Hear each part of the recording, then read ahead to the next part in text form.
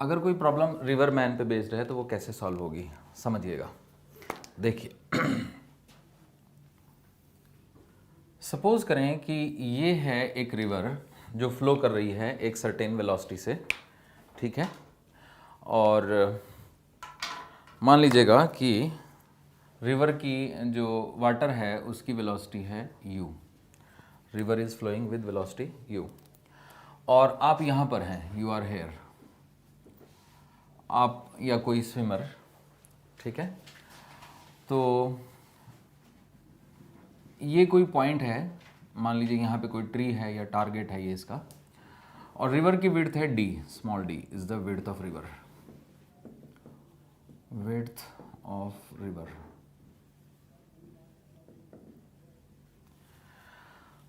हमें ये दिया हुआ है कि v is the velocity of man in still water, velocity of man in still water. Velocity of man in still water को आप velocity of man with respect to water भी कह सकते हैं, क्योंकि अगर वाटर स्टिल है तो मतलब हम वाटर के रेस्पेक्ट में आ गए, तो वाटर के रेस्पेक्ट में मैन इतनी वेलोसिटी से चलेगा। और u है velocity of water with respect to ground, velocity of water with respect to ground. तो इसको मैं कहता हूं VMW, this is, and this is VWG, ठीक है। तो अब हमारे पास एक कॉन्सेप्ट होता है कि velocity of MW plus velocity of WG, यानी velocity of man with respect to water plus velocity of water with respect to ground is equal to velocity of man with respect to ground. समझे बच्चों? यानी जैसे ही man पानी में तैरना शुरू करेगा, तो अगर रुके हुए पानी में उसकी वेलोसिटी v थी, तो चलते हुए पानी में उसकी वेलोसिटी v प्लस u हो जाएगी। पर ये सब ऐड करना पड़ेगा वेक्टोरियली, सिंपली ऐड नहीं कर सकते। तो कहने का मतलब ये हुआ कि अगर हमें मैन की वेलोसिटी ग्राउंड के फ्रेम से ऑब्जर्व करनी है, ग्राउंड से फ्रेम का मतलब है कि हमें यहाँ पे खड़े हुए किसी इंसान को ये बताना है कि मैन कितनी वेलोसिटी से चलेगा, तो मैन की वेलोसिटी स्टिल वाटर में जो है और पानी की वेलोसिटी को वेक्टोरियली ऐड करना होगा। आप समझ गए? तो देखिए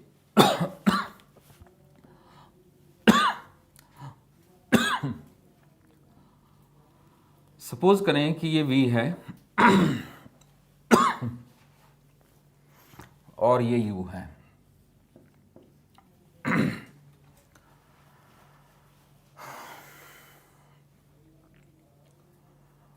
और ये एंगल थीटा है।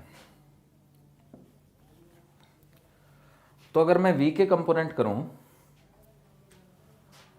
तो v के कंपोनेंट हुए, एक कंपोनेंट हुआ ये v cos थीटा, ठीक है। तो मैं बता रहा था बच्चों कि मान लीजिए कि मैंने अपने स्ट्रोक्स इस तरफ मारने शुरू किए, तो इस v के दो कंपोनेंट कर लेते हैं हम, एक हुआ v cos थीटा और एक हुआ v sin थीटा। तो नोटिस करो कि हमने थीटा जो है वो नॉर्मल टू द फ्लो से एंगल ले लिया। तो वो तो डिपेंड करता है, आप नॉर्मल टू द फ्लो से लें या बैंक से लें, किसी से भी आप ले सकते हैं। मान लीजिए नॉर्मल टू द फ्लो से ही हमने ले लिया। तो जैसे कि मैं आपको बता रहा था अभी कि ये दोनों कंपोनेंट जो हैं, ये दोनों वेक्टर ऐड होने हैं। तो अब इसमें किस तरह की प्रॉब्लम आती है, मतलब एग्जाम में किस तरह की क्वेश्चन आते हैं अगर रिवर मैन पे प्रॉब्लम आया तो दो तरह के प्रॉब्लम आते हैं बच्चों। Problem number 1, to cross the river along shortest path,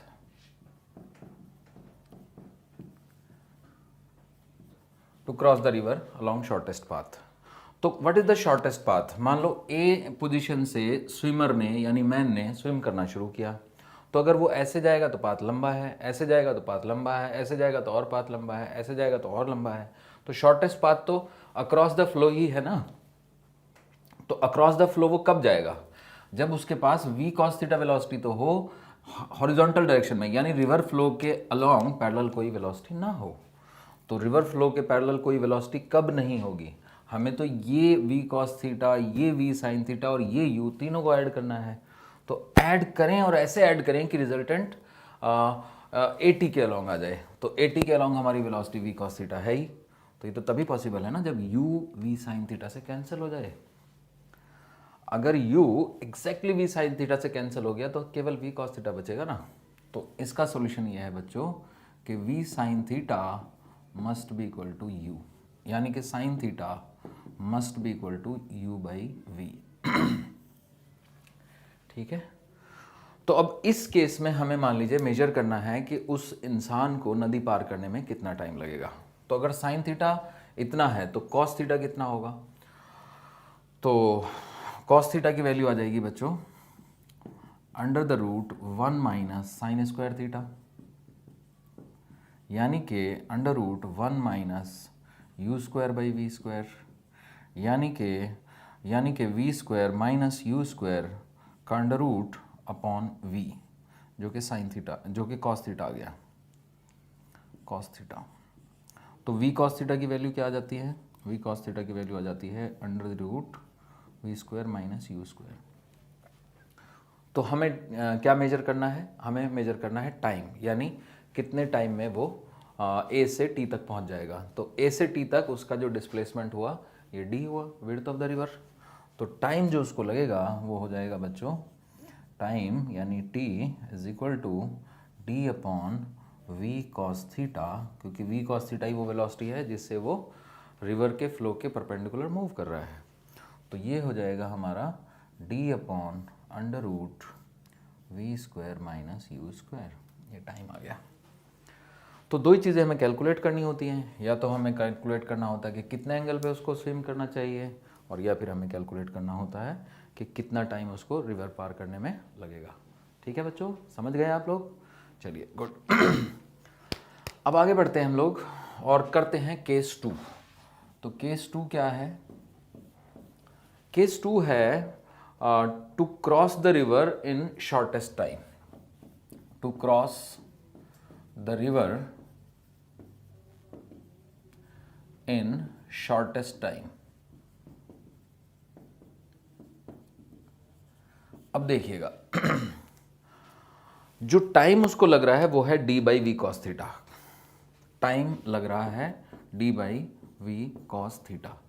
तो हम वी कॉस थीटा को मैक्सिमाइज करेंगे तभी तो हमें पता लगेगा कि भाई थीटा को हम क्या रखें। तो डेफिनेटली हमें थीटा को रखना पड़ेगा 0, तो टी मिनिमम आ जाएगा। So time is minimum when theta is equal to 0, और टी मीन आ जाएगा हमारा डी बाई वी। बच्चों समझे? तो इससे मिनिमम टाइम में रिवर क्रॉस नहीं हो सकती है। क्लियर है? अच्छा, अब मैं आपको यहीं पे समझा देता हूँ कि अगर पर्सन अपने स्ट्रोक्स इस तरफ मारेगा, यानी v इस तरफ होगा, तभी तो थीटा 0 होगा। तो ये u भी है, तो u और v के इन्फ्लुएंस में वो पर्सन मूव करेगा यहाँ, यानी यहाँ पे वो रीच करेगा। तो पहुँचना था उसको t पे और पहुँच गया वो किसी दूसरे पॉइंट p पे। तो इस t से p की डिस्टेंस को हम लोग ड्रिफ्ट डिस्टेंस कहते हैं, यानी हम इसको d से रिप्रेजेंट करते हैं, ड्रिफ्ट डिस्टेंस। तो ड्रिफ्ट डिस्टेंस वो डिस्टेंस है जितने डिस्टेंस वो नदी के बहाव के अलॉन्ग बह गया। ठीक है, तो मुझे पता लगाना है कि ड्रिफ्ट डिस्टेंस कितनी है। तो बच्चों ड्रिफ्ट डिस्टेंस है simply u into T, T की वैल्यू ये है, तो u इंटू डी अपॉन में v। ठीक है, तो इस तरह से हमने दोनों पार्ट कंसीडर कर लिए हैं। Case 1 to cross the river along shortest path, sine theta की वैल्यू u बाई वी। अच्छा, एक चीज़ मैं आपको बता देना चाहता हूँ कि ये जो sine theta is equal to u by v है, ये तभी वैलिड है कि अगर u v से कम है। अदरवाइज ये जो हमारा कॉन्सेप्ट है, यानी कि to cross the river along the shortest path, ये वैलिड नहीं रहेगा, क्योंकि अगर u v से बड़ा है तो साइन थीटा 1 से बड़ा आ जाएगा, और साइन थीटा 1 से बड़ा कभी होता नहीं है। ठीक है बच्चों, तो कहने का मतलब ये हुआ कि u v से छोटा होना चाहिए, जो कि आमतौर से होता है। नदी अगर तेज़ी बह रही है तो फिर कोई पर्सन कैसे नदी को परपेंडिकुलरली पार कर पाएगा? ठीक है ना? तो होपफुली आप समझ गए, और इस पे क्वेश्चन अगर आएगा तो बिल्कुल सिंपल फार्मूला बेस्ड क्वेश्चन होगा, कोई भी कर देगा। बस आपको ये याद रखना है कि sine theta u by v है, अगर उसको नदी को शॉर्टेस्ट पार करना है, और अगर t मिनिमम चाहिए तो वो है d बाई वी, और अगर मिनिमम टाइम लगेगा तो थोड़ा ड्रिफ्ट भी होगा। क्लियर है? चलिए, तो आप इसको नोट कर लीजिए। चलिए, इसी पे मैं एक क्वेश्चन आपको दे देता हूँ, देखिएगा। सपोज करें कि एक रिवर फ्लो कर रही है जिसकी वेलोसिटी है, रिवर की वेलोसिटी है, मान लीजिएगा 6 किलोमीटर पर आवर, और यहाँ पर एक पर्सन है who can swim in still water with velocity 10 kilometre per our, और इस रिवर की विड्थ है, मान लीजिएगा कि इसकी विड्थ है 5 किलोमीटर। काफ़ी चौड़ी विड्थ बना दी हमने, ठीक है। तो अगर 5 किलोमीटर विड्थ की रिवर को पार कराना है तो इसमें मान लीजिए हमें क्वेश्चन ये दिया हुआ है कि in what direction should the swimmer apply his strokes in order to cross the river along the shortest possible path. तो if this is A and this is T, तो जो ये 80 पाथ है ये शॉर्टेस्ट पॉसिबल पाथ हुआ, ठीक है ना बच्चों? क्या हुआ शॉर्टेस्ट पॉसिबल पाथ? 80। तो कहने का मतलब ये हुआ कि अगर हमने कहा कि इस पर्सन ने अपने स्ट्रोक्स इस तरफ मारने शुरू किए, तो इस तरफ मारने अगर हमने स्ट्रोक शुरू किए तो हम ये कहेंगे कि ये एंगल है मान लीजिए थीटा, ठीक है। तो हमें सबसे पहले थीटा कैलकुलेट करना है, तो देखिए कैसे कैलकुलेट करेंगे थीटा। तो जैसे ही ये पर्सन स्विम करना शुरू करेगा, 6 किलोमीटर की वेलोसिटी उसमें ऐड हो जाएगी। ये v है हमारा 10 किलोमीटर पर आवर, तो v का एक कंपोनेंट इस तरफ आएगा और एक कंपोनेंट इस तरफ आएगा, ये हो जाएगा हमारा v साइन थीटा। तो जैसे कि मैं आपको बता ही रहा था बच्चों, अगर जो आपको फॉर्मूला याद है तो आप तो सीधा लिख दोगे sine theta is equal to u by v, यानी कि 6/10। लेकिन अगर जो फॉर्मूला आपको याद नहीं है तो आप लिखोगे v sine theta is equal to 6। समझे? तो अल्टीमेटली आंसर तो यही आ गया 3/5, यानी theta is equal to 37 degree. तो आप कहेंगे the person should apply his strokes at an angle 37 degree with the normal to the flow upstream, at an angle 37 degree upstream normal to the flow. I hope you got it. तो इस तरह से अब हमें मान लीजिए time calculate करना है, तो यहाँ पे अगर मुझे पता लग गया कि एंगल 37 है तो ये वाला कंपोनेंट आ जाएगा 10 cos 37, जो कि हो जाएगा 8 किलोमीटर पर आवर्स। तो अब अगर मुझे पता लगाना है कि कितना टाइम लगेगा तो आंसर है 5 divided by 8 hours. So this is the answer. अगर आपको इसको मिनट में कन्वर्ट करना है तो आप इसको मल्टीप्लाई कर दीजिए 60 से। तो 5 इंटू 60 डिवाइडेड बाई 8, यानी कि 5 into 60 by 8, which comes out to be 15 and this is 2, so it's 75/2 minutes. And that comes out to be 37.5 minutes. I hope you got it. ठीक है बच्चों, तो ये हमने एक एग्जाम्पल कर लिया है रिवर बोट पे, और अब हम आगे बढ़ेंगे और पढ़ेंगे रेन मैन प्रॉब्लम्स। तो इस दौरान आप ये नोट कर लें, ठीक है। इसी क्वेश्चन में अगर हमें पूछा जाए कि भाई मिनिमम टाइम बताइए, मिनिमम टाइम में वो कितने टाइम में वो क्रॉस कर पाएगा, तो मिनिमम टाइम के लिए मैंने आपको अभी सिखाया था कि मिनिमम टाइम के लिए पर्सन को अपने strokes perpendicular to the river मारने चाहिए। तो ये 10 किलोमीटर पर आवर हो गया, और ये तो 6 किलोमीटर पर आवर था ही। तो अब नदी 5 किलोमीटर की है, तो अगर मान लीजिए हमें मिनिमम टाइम निकालना है तो टी मिनिमम आ जाता है 5 kilometre divided by 10, and that comes out to be 0.5 hours, यानी कि 30 मिनट्स। 30 मिनट्स। अच्छा, अब इसी में मान लीजिए हमें ये कैलकुलेट करना है कि वो कितना ड्रिफ्ट हो गया है, distance, what is the drift distance. तो ड्रिफ्ट डिस्टेंस मान लीजिए वो यहाँ पे पहुँच गया है, ए से चला पी पे पहुँचा, so this is the T पे जाना था उसको और वो पी पे पहुँच गया, तो the drift distance is D. तो d इज़ एक्चुअली 6 इंटू 0.5, क्योंकि 0.5 आवर लगे ना उसको पार करने में, so that comes out to be 3 kilometre. तो 3 किलोमीटर ड्रिफ्ट हो जाएगा वो तब की बात है जब वो रिवर को मिनिमम टाइम में पार करेगा। तो अगर टाइम मिनिमम चाहिए तो फिर ड्रिफ्ट हो जाता है वो, और अगर टाइम उसको क्या कहते हैं अगर उसको टाइम अगर उसको अक्रॉस द रिवर पार करना है तो टाइम थोड़ा ज़्यादा लग गया है, 37.5 मिनट। ऑब्वियसली 30 मिनट से ज़्यादा ही लगेगा। क्लियर है? चलिए ठीक है, तो नोट कर लीजिए आप इसको। नोट हुआ? चलिए ओके।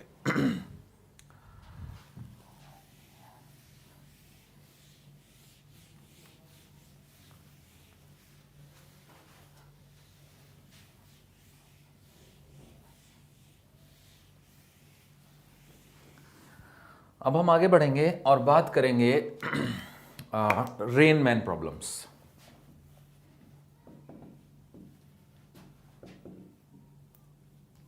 Rain man problems.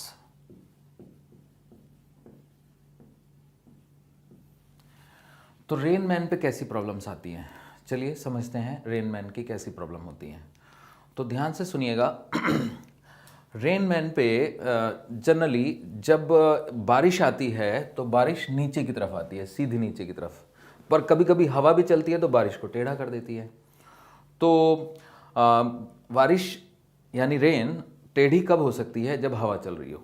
तो एग्ज़ाम में तो रेन कैसी भी चल सकती है, टेढ़ी भी चल सकती है, सीधी भी चल सकती है। तो मैं इसको आपको समझाता हूँ 2-4 क्वेश्चंस के थ्रू। चलिए ये क्वेश्चन हम करते हैं, देखिए। A man when stationary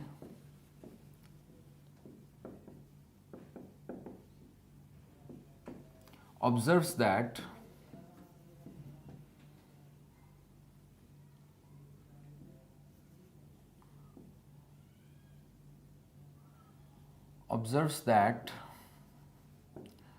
the rain is falling vertically downwards.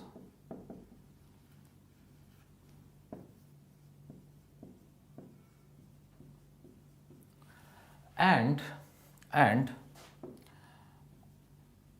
when he starts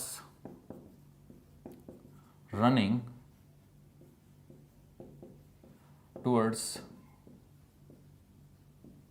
east with velocity 12 kilometre per hour, 12 metre पर सेकेंड कर देते हैं, मीटर पर second, he finds that the rain is falling to him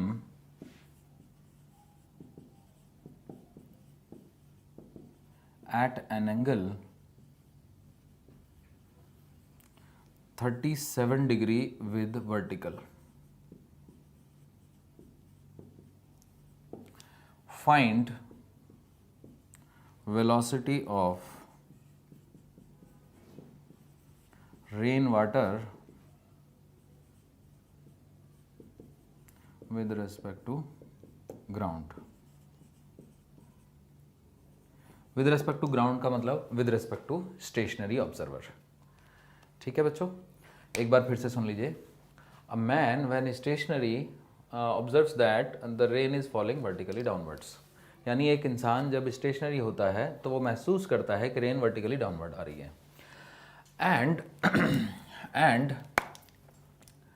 And when he starts running toward east with velocity 12 meter per second, he finds that the rain is falling to him at an angle 37 degree with vertical. Find velocity of rainwater with respect to ground, या फिर find velocity of rainwater with respect to stationary observer.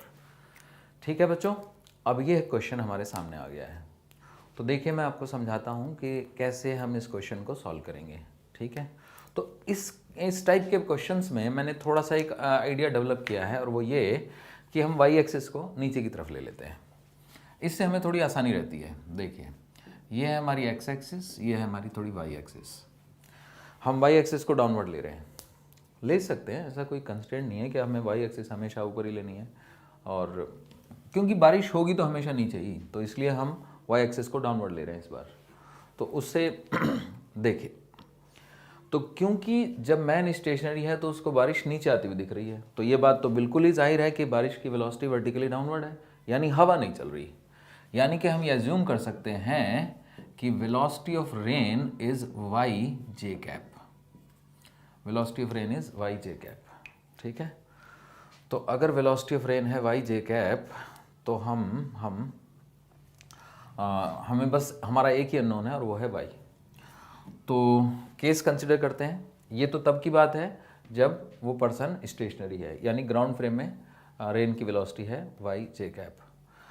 अब man की क्या velocity है? Man की velocity है, velocity of man is 12, but वो जे में नहीं हो सकता, क्योंकि जे तो मैन कोई उड़ थोड़े नहीं रहा, वर्टिकली ऊपर थोड़े नहीं जा रहा है, मैन तो हॉरिजॉन्टल जा रहा है। तो मान लो एक्स एक्सिस जो है वो ईस्टवर्ड है, ईस्ट, ये है आपका अप, तो 12 आई कैप। ठीक बच्चों, तो velocity of man is 12 i cap.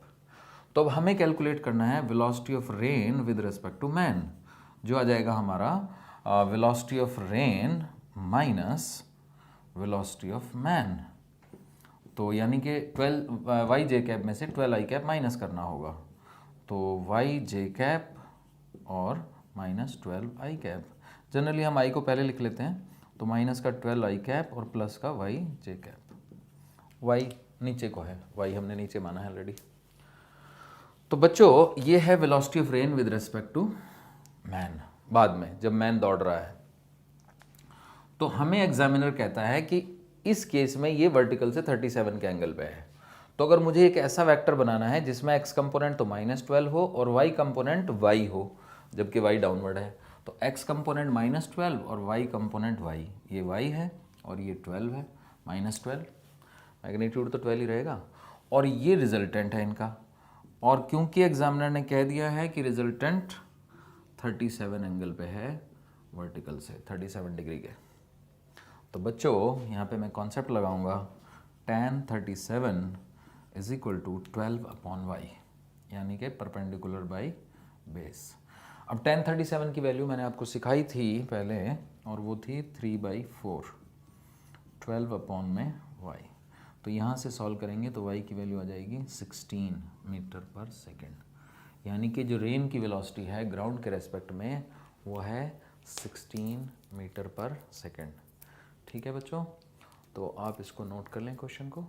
ठीक है, इसी के ऊपर बेस्ड एक क्वेश्चन थोड़ा सा डिफिकल्ट लेवल पे है, ये समझेंगे। देखिए, अ man running towards east with velocity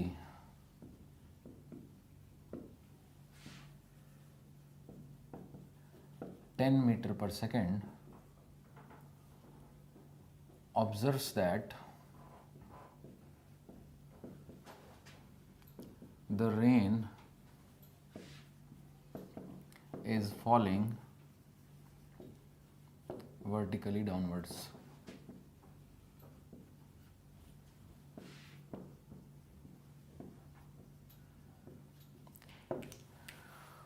A man running toward east with velocity 10 meter per second observes that the rain is falling vertically downwards. When he increases his velocity to 20 meter per second, he finds that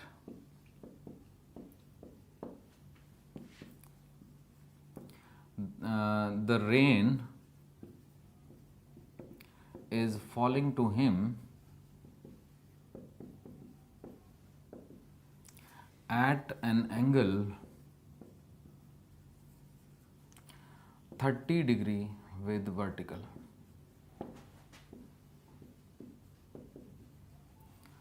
30 degree with vertical.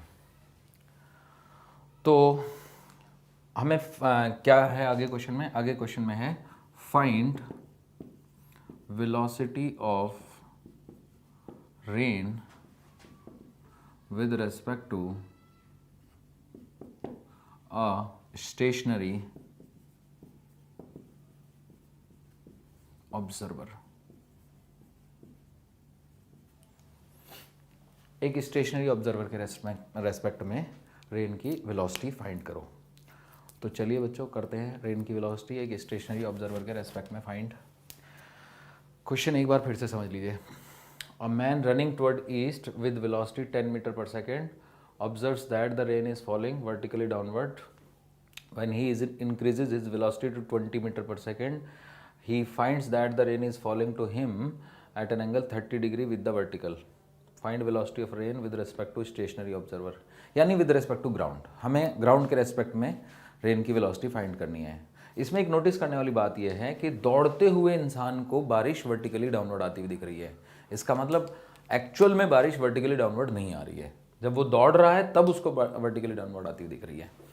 तो कहने का मतलब अगर हम इसको solve करेंगे तो solve करते वक्त हमें ये भी एज्यूम करना होगा कि हवा चल रही है और हवा की वजह से रेन की वेलोसिटी में एक हॉरिजॉन्टल कंपोनेंट भी मौजूद है। तो हमने एज्यूम कर लिया, जैसे कि हमने पहले ही कहा था, ये हमारी एक्स एक्सिस, ये हमारी वाई एक्सिस। तो अगर एक हवा चल रही है तो हम ये एज्यूम कर लेंगे कि velocity of rain is x i cap plus y j cap. अभी अच्छा हो गया ना, क्योंकि y अगर हम y ऊपर लेते तो हमें y को यहाँ पे y कंपोनेंट नेगेटिव लेना पड़ता, तो हमने y एक्सिस को ले ही लिया डाउनवर्ड। क्लियर? तो केस 1 यानी जब वो इंसान दौड़ रहा है 10 मीटर पर सेकेंड की वेलोसिटी से, ठीक है। तो velocity of rain with respect to man, या वेलोसिटी ऑफ मैन निकालते हैं पहले। Velocity of man in case 1 is 10 i cap. East को हमने मान लो एक्स एक्सिस मान लिया है, ठीक है। तो velocity of rain with respect to man, जाहिर सी बात है कि रेन में से मैन की वेलोसिटी माइनस कर देंगे, तो मैं डायरेक्ट लिख रहा हूँ x minus 10 i cap plus y j cap. ये है पहले केस में रेन की velocity with respect to man. But बच्चों हमें ये कहा है ना उसने, एग्जामिनर ने, कि the man running toward east observes that the rain is falling vertically downwards, यानी रेन इस बंदे को, इस पर्सन को वर्टिकली डाउनवर्ड आती हुई दिख रही है। तो ये तो तभी पॉसिबल है ना जब आई का कोई कोफिशिएंट ना हो, केवल जे का कोफिशिएंट हो। जे वर्टिकल डायरेक्शन है ना, तो वर्टिकल डायरेक्शन की वेलोसिटी होनी चाहिए, हॉरिजॉन्टल डायरेक्शन की वेलोसिटी नहीं होनी चाहिए। तो it means that x minus 10 should be 0, यानी कि x शुड बी 10 मीटर पर सेकेंड। तो रेन की वेलोसिटी में x कंपोनेंट ऑफ वेलोसिटी हमें पता लग गया 10 मीटर पर सेकेंड, ठीक है। अब हम आते हैं केस 2 पे। तो केस 2 में हमें मैन की वेलोसिटी दी है v dash m is equal to 20 metre पर सेकेंड। अच्छा, हमें रेन की वेलोसिटी पता चल चुकी है, थोड़ी सी तो पता चल चुकी है at least, 10 i cap plus y j cap. ये हमें रेन की वेलोसिटी ऑलरेडी पता चल चुकी है, ठीक है बच्चों। तो अब हम केस 2 को ही आगे बढ़ाते हैं, देखिएगा। और velocity of man with respect to, velocity of rain with respect to man in case 2, तो डैश लगा देते हैं। तो ये आ जाएगा हमारे पास, इस वेलोसिटी में से ये वेलोसिटी माइनस करनी है, तो 10 में से 20 जाएगा तो माइनस का 10 बचेगा, तो माइनस का 10 आई कैप और प्लस का वाई जे कैप, ठीक। अब माइनस का 10 आई कैप प्लस का वाई जे कैप, तो ये वेक्टर हम बनाएंगे तो 10 यूनिट का वेक्टर इधर होगा और वाई यूनिट का वेक्टर इधर होगा और रिजल्टेंट ऐसे बनाया जाएगा, ठीक है। So this is the resultant.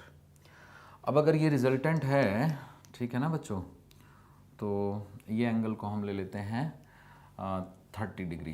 क्यों? क्योंकि हमें एग्जामिनर ने दिया है कि बारिश उसको सेकेंड केस में 30 डिग्री के एंगल पे आती हुई दिख रही है। तो बस ये तो 10 है ही, तो हम कहेंगे कि 10 30 degree is equal to 10 upon y. तो it means 1/√3 is equal to 10 upon y, it means y is equal to 10√3। तो हमें y कंपोनेंट भी मिल गया, यानी कि हमें पता लग गया है कि रेन की वेलोसिटी हो गई है 10i cap plus 10√3 j cap. ये है velocity of rain with respect to stationary observer. अगर मैग्नीट्यूड फाइंड करना हो तो मैग्नीट्यूड आ जाएगा 10 का स्क्वायर प्लस 10√3 का स्क्वायर का अंडर रूट। अब 10 का स्क्वायर 100 आ जाएगा, 10√3 का स्क्वायर 300 आ जाएगा, 300 में 100 जोड़ देंगे तो 400 हो गया, तो 400 का अंडर रूट कर देंगे तो 20 आ जाएगा, 20 मीटर पर सेकेंड। ठीक है बच्चों, आई थिंक आप समझ गए। चलिए तो आप नोट कर लीजिए।